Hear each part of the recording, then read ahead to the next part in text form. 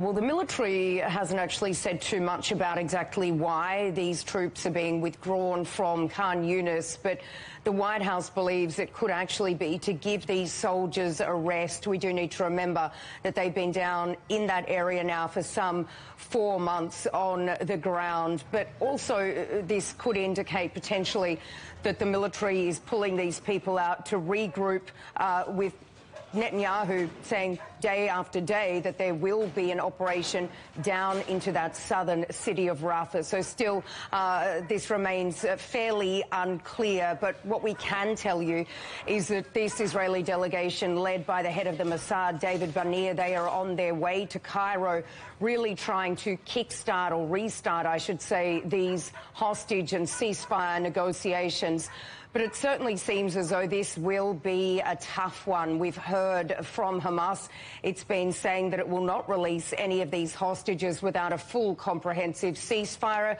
And what we've been hearing from the Prime Minister day after day is that there will be no ceasefire unless these some 134 hostages are released. We did hear from the Prime Minister, Benjamin Netanyahu, just a short while ago. Let's take a little listen to what he had to say.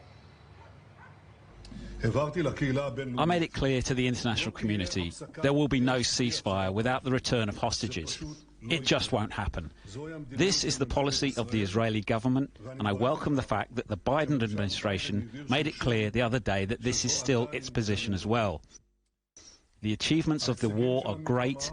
We eliminated 19 out of 24 of the Hamas battalions, including senior commanders.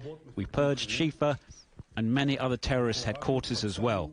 We destroyed factories manufacturing rockets, and we continue to systematically destroy what is underground.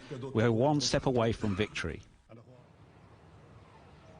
And Paul, there is just so much anger against the government. We saw this really spilling over last night in Tel Aviv. Tens of thousands of people turning out, demonstrating against the government, saying Benjamin Netanyahu needs to step down, that elections need to be held immediately, also calling for the immediate release of these hostages.